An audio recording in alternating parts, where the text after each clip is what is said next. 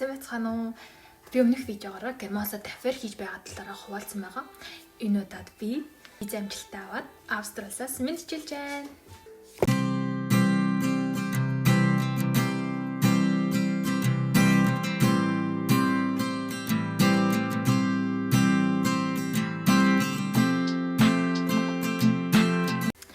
Энэ видеогоор би аферис 1 жилийн хугацаанд өөрийн сурсан 3 зүйлсээс хуваалцах болно. Юу гэх юм бол цаг баримтлах, цагийг зөв зохистой өнгөрүүлэх, хуваарлах тал дээр суралцсан байгаа.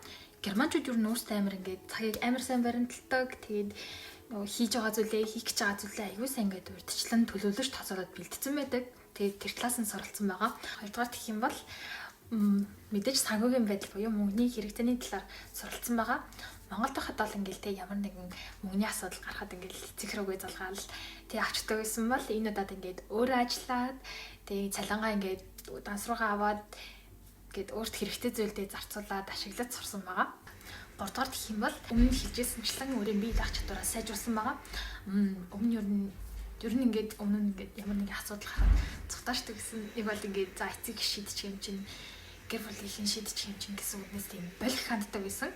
Одоо л ингээд асуудалтайгаа нүүр тулаад асуудлаа өөрөө шийдэрлээ. Тэгээд зөв гаргалгааг нь олж сурсан байгаа. Ер нь афераар ирээд өөрийнхөө шинэ талыг ингээд илүү олж мэдээд тэр талаа илүү сайн хөгжүүлээд тэгээд шинэ зүйлийг суралцаад явж байгаад амар сэтгэл хангалуун байгаа. Тэгээд дараагийнхаа видеогоор Германд афераар амьдарч явах хугацаанд суралцсан хамгийн гоё 3 саялаасаа хуваалцах болно. Тэгээд дараагийнхаа бичлэгээр уулзцгаая. Баяр таа.